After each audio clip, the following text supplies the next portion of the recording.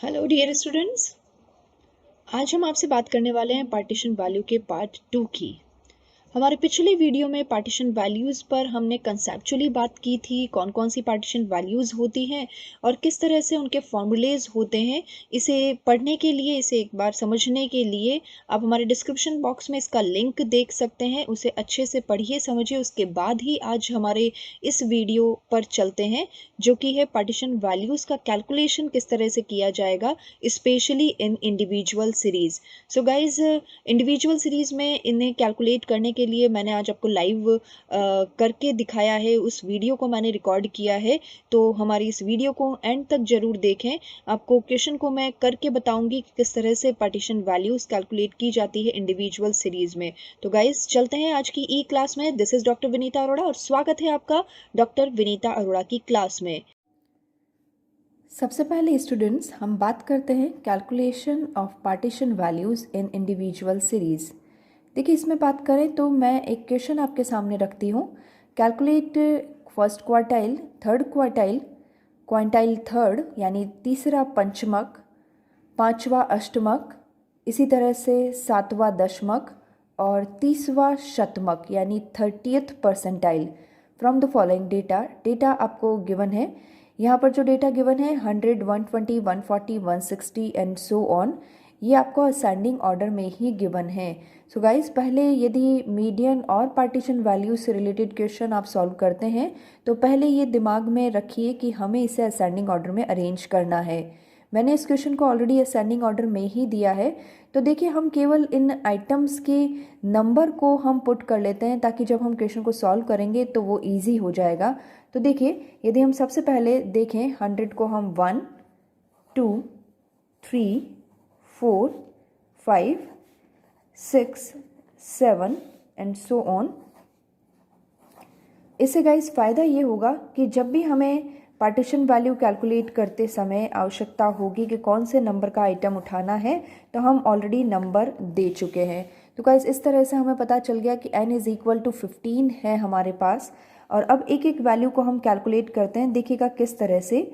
Q1 is equal to, देखिए Q1 के लिए हमारा फॉर्मूला, क्योंकि इंडिविजुअल सीरीज़ है तो हमें अच्छे से मालूम होना चाहिए, n+1 divided by 4। Okay guys, तो देखिए n हमारा है 15 plus 1 divided by 4, it is 16/4, it is fourth item. तो देखिए हमारा फोर्थ आइटम कौन सा है, ये हमने फोर्थ आइटम उठा लिया। तो ये हमारा आंसर हुआ Q1 का 160। बहुत इजी गाइज। इसी तरह से Q3 निकालिए, यानी थर्ड क्वार्टाइल की बात करें तो थर्ड क्वार्टाइल निकाल रहे हैं, इसलिए 3 से मल्टीप्लाई करना होगा n+1 डिवाइडेड बाय 4 को। तो गाइज देखिए, 3 multiplied by 15 plus 1 divided by 4, it is the 48 divided by 4। और इसे हम यदि सॉल्व करें तो होगा 12th आइटम। तो देखिए हमारा 12th आइटम कौन सा है, 230। तो हम यहाँ पर 230 लिख लेंगे। इसी तरह से हम थर्ड कैलकुलेशन पर चलते हैं। Qn फिफ्थ, यानी फिफ्थ क्वांटाइल हमें कैलकुलेट करना है। तो फिफ्थ क्वांटाइल कैलकुलेट करने के लिए हमारा फार्मूला, थर्ड क्वांटाइल हमें कैलकुलेट करना है तो हमारा फार्मूला 3 मल्टीप्लाइड बाय, क्योंकि इंडिविजुअल सीरीज़ है इसलिए n+1 डिवाइडेड बाय जितनी की उस सीरीज़ में उसे बांटा जाएगा, यानी क्वांटाइल सीरीज़ को 5 भागों में बांटता है तो डिवाइडेड बाय 5 कर दिया जा रहा है। देखिए यहाँ पर वैल्यू पुट करते हैं, 3 multiplied by 15 plus 1 divided by 5, 48 divided by 5। देखिए 48 को 5 से डिवाइड करें तो 9.6 आइटम। देखिए यहाँ पर 9.6 आइटम हमें मिला है। इसे किस तरह से सॉल्व करेंगे, क्योंकि इससे पहले हमारे पास 4th आइटम, 12th आइटम थे, इन्हें पिक करना बहुत आसान था। लेकिन 9.6 आइटम को हम कैसे कैलकुलेट करते हैं, देखिए हमें सिंपल से फॉर्मूला लगाना है, हमारा 9th आइटम कौन सा है। तो हमारा 9th आइटम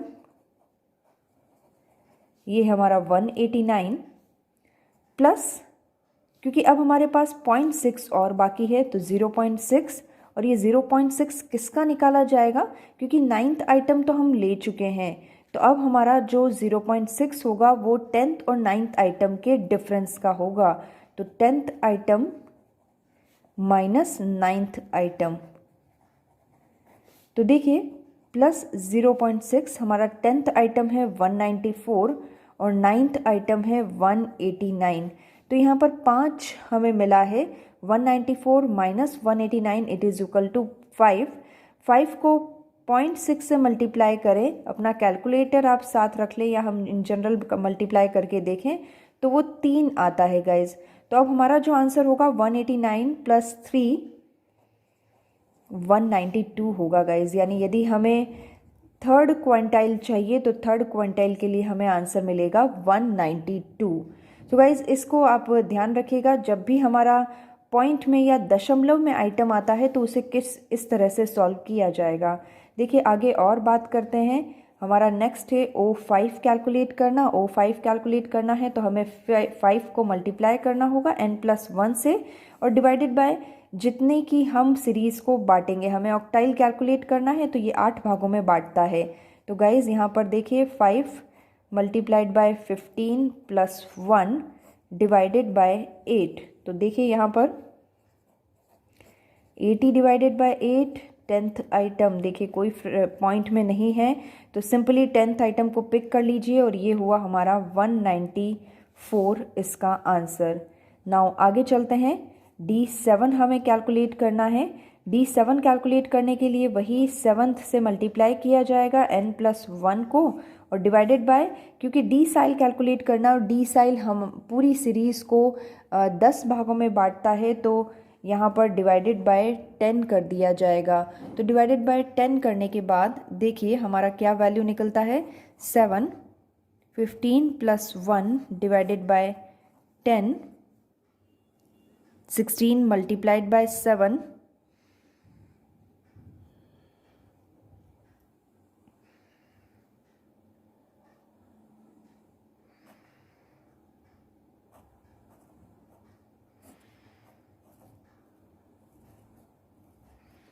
112 डिवाइडेड बाय 10, यानी अब हमारे पास जो वैल्यू निकल रही है 11.2 आइटम। देखिए यहाँ पर फिर से हमें दशमलव में संख्या मिली है तो दशमलव में संख्या जब हमें मिलती है तो हमें फिर से वही काम करना है। फॉर्मूला लगाइए, 11th आइटम हमें यहाँ पिक करना होगा, लेकिन 0.2 हमें निकालना होगा किसका, 12th item minus 11th item का। तो गाइस देखिए क्वेश्चन में वैल्यूज़ पुट कीजिए। हमारे पास 11th आइटम है 220 प्लस 0.2 हमें मल्टीप्लाई करना होगा 12th आइटम और 11th आइटम को माइनस करके, यानी 230 माइनस 220। तो देखिए 230 माइनस 220 इज़ द 10। 10 का 0.2 हम कैलकुलेट करें तो ये आएगा 2। तो हमारा जो आंसर हुआ है वो 222 जो रहेगा, D7 इज़ इक्वल टू 222 रहेगा। लास्ट हम एक P30 और कैलकुलेट करते हैं। देखिए P30 के लिए फिर से वही कंसेप्ट लगाइए आप, 30 मल्टीप्लाइड बाय n+1, और क्योंकि शतमक की बात की जा रही है तो शतमक सीरीज़ को 100 भागों में बांटता है तो डिवाइडेड बाय 100 कर दिया गया। नाउ वैल्यू पुट कीजिए, 30 multiplied by 15 plus 1 divided by 100। So guys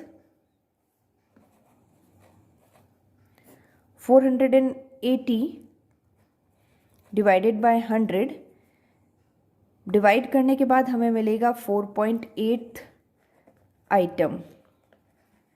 तो देखिए उसी तरह से फॉर्मूला पुट कीजिए। यहाँ पर 4th आइटम, हमारा 4th आइटम है 160 प्लस किया जाएगा रिमेनिंग जो हमारा बचा हुआ है 0.8 को मल्टीप्लाई कर रहे हैं।